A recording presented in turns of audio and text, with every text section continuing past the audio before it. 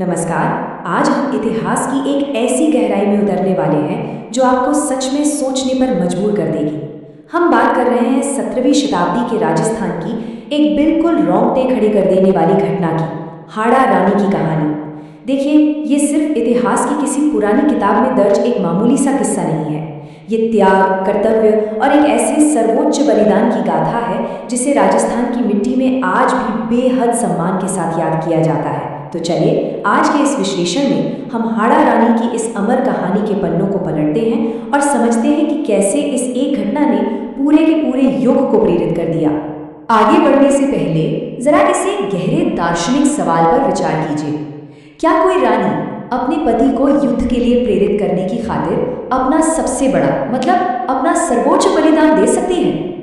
ये सवाल सुनते ही हम तुरंत कर्तव्य, प्रेम और विरासत के उन उच्च आदर्शों से जुड़ जाते हैं जिनकी आज के समय में कल्पना करना भी थोड़ा मुश्किल लगता है ना। ये पूरी कहानी हमें इसी सवाल के इर्द गिर्द ले जाती है, जहां एक वीरांगना ने अपने साधारण प्रेम से ऊपर उठकर सीधे सीधे अपने राष्ट्रधर्म को चुना। एक ऐसा उदाहरण जो सच में सदियों के लिए अमिट हो गया।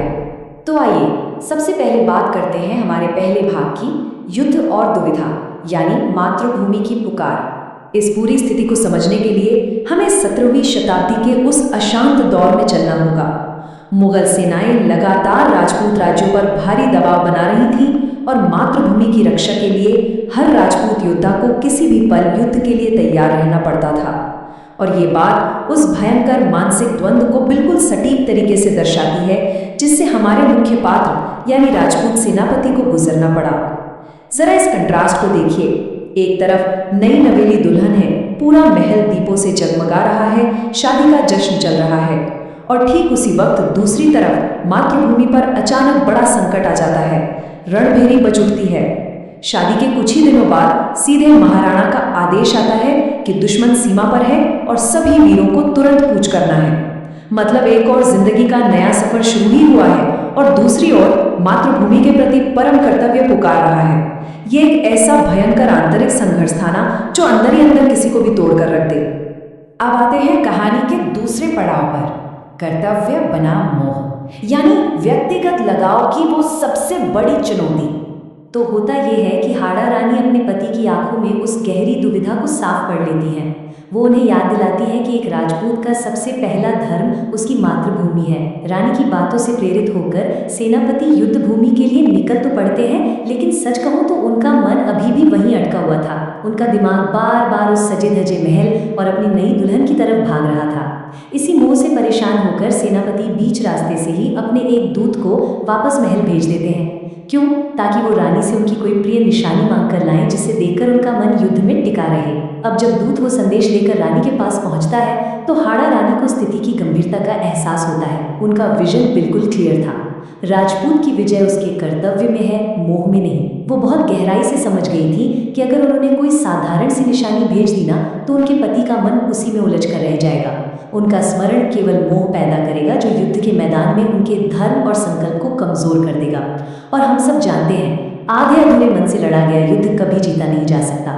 और यहीं से शुरू होता है हमारा तीसरा हिस्सा, रानी का सर्वोच्च बलिदान। इतिहास का एक ऐसा त्याग जो शायद ही कहीं सुना हो। चलिए इस दृश्य की गहराई में चलते हैं, क्योंकि यहीं से ये पूरी ऐतिहासिक कथा एक बहुत ही हृदय विदारक मोड़ लेती है। सीन अब महल से वापस रणभूमि की ओर शिफ्ट होता है। सेनापति बड़ी बेसब्री से अपने दूत का इंतजार कर रहे हैं। दूत लौटता है और सेनापति के सामने आकर खड़ा हो जाता है। उसके हाथों में एक सोने का थाल है जो ऊपर से कपड़े से ढका हुआ है। जरा इमेजिन कीजिए, रणभूमि की उड़ती धूल और घोड़ों की आवाजों के बीच अचानक एक अजीब सा भारी सन्नाटा छा जाता है। सेनापति के मन में भयंकर उत्सुकता है। वो सोच रहे हैं कि रानी ने प्यार की निशानी के तौर पर शायद अपनी कोई चूड़ी, कोई आभूषण या कोई प्रिय वस्तु भेजी होगी। वो बहुत धीरे धीरे अपने हाथ आगे बढ़ाते हैं उस थाल पर रखे कपड़े को हटाने के लिए। उस एक पल के लिए मानो पूरी दुनिया की धड़कन रुक सी गई हो। लेकिन जैसे ही वो कपड़ा हटता है, उस स्वर्ण थाल में कोई आभूषण नहीं बल्कि हाड़ा रानी का अपना कटा हुआ शीश रखा होता है। जी हाँ, लोक कथाओं के मुताबिक हाड़ा रानी ने यह पक्का करने के लिए कि उनके पति हर मोह माया से पूरी तरह आजाद होकर लड़े, अपने ही हाथों से अपना शीश काटकर दूत के साथ भेज दिया था। वो थाल देखते ही सेनापति के हाथ पूरी तरह कांप उठते हैं, आंखों से आंसुओं का सैलाब बह निकलता है। वहां जो सन्नाटा था उसे सच में शब्दों में बयां नहीं किया जा सकता। लेकिन ठीक उसी क्षण एक बहुत बड़ी चीज होती है। सेनापति के भीतर का वो सारा संसारिक मोह, वो सारा भटकाव हमेशा हमेशा के लिए जलकर राख हो जाता है। जिस रानी की याद उनका ध्यान भटका रही थी, उसी रानी ने अपने इस अकल्पनीय बलिदान से उनके रास्ते की सबसे बड़ी रुकावट को जड़ से मिटा दिया था। अब आगे बढ़ते हैं भाग 4 की तरफ, रणभूमि में विजय और वो अजेय संकल्प। आइए देखते हैं कि इस घटना के बाद आगे क्या हुआ। इतने बड़े और दर्दनाक झटके के बाद सेनापति शोक में टूटकर नहीं बिखरे, बल्कि उनके अंदर जैसे एक प्रचंड ज्वाला भड़क उठी। उन्होंने अपनी तलवार सीधे आसमान की ओर उठाई और रणभूमि में दहाड़ते हुए कसम खाई कि हाड़ा रानी का ये बलिदान किसी भी कीमत पर व्यर्थ नहीं जाएगा।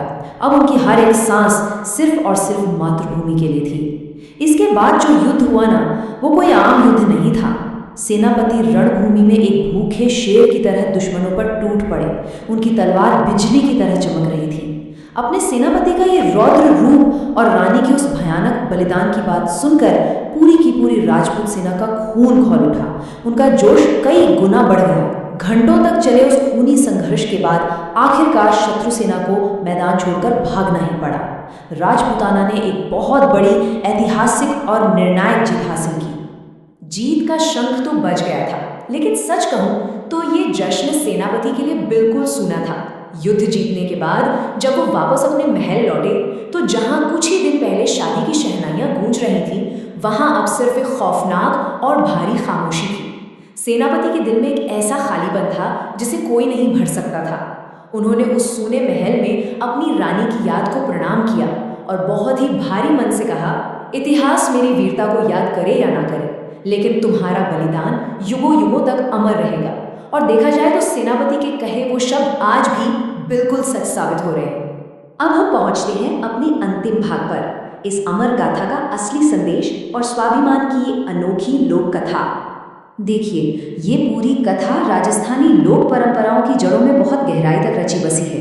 ऐतिहासिक पन्नों में इसकी बारीकियां शायद थोड़ी अलग हो सकती हैं, लेकिन इस कथा को याद रखने का असली मकसद अदम्य साहस, त्याग और स्वाभिमान जैसे शाश्वत मूल्यों को जिंदा रखना है। तो इस पूरे विश्लेषण का सबसे क्रूशियल पॉइंट क्या है? ये कहानी सच्चे प्रेम की एक बिल्कुल नई परिभाषा गढ़ती है। सच्चा प्रेम वो नहीं है जो स्वार्थ में आकर अपने प्रिय को बांध कर रखे या उसे कमजोर कर दे, बल्कि सच्चा प्रेम तो वो है जो अपने प्रिय को उसके सबसे बड़े कर्तव्य को निभाने की असीम ताकत दे। हाड़ा रानी का ये बलिदान हमें स्वार्थी मोह और निस्वार्थ प्रेम के बीच का यही गहरा अंतर समझाता है। सच्चा प्रेम आपको कभी बांधता नहीं है, बल्कि वो तो आपको महान उद्देश्यों के लिए मुक्त कर देता है। इस पूरे विश्लेषण के अंत में ये कहानी हम सभी के लिए एक बहुत ही विचार उत्तेजक सवाल छोड़ जाती है। जरा सोचिए, हमारी अपनी विरासत क्या होगी और हम अपने जीवन के सबसे बड़े सर्वोच्च कर्तव्य को पूरा करने के लिए क्या बलिदान करने को तैयार हैं? माना कि आज हम लोग तलवारों वाले युद्ध के मैदान में नहीं हैं, लेकिन हमारी रोजमर्रा की जिंदगी में भी तो कर्तव्य, प्यार और मोह के बीच ऐसे ही द्वंद्व आते रहते हैं ना। हाड़ा रानी की अमर गाथा हमें हमेशा इस बात पर सोचने को मजबूर करती रहेगी कि निष्ठा और प्रेम की असली सीमाएं आखिर कहां तक जाती हैं। इस सवाल को अपने साथ जरूर ले जाइएगा। आज के इस विश्लेषण में बस इतना ही।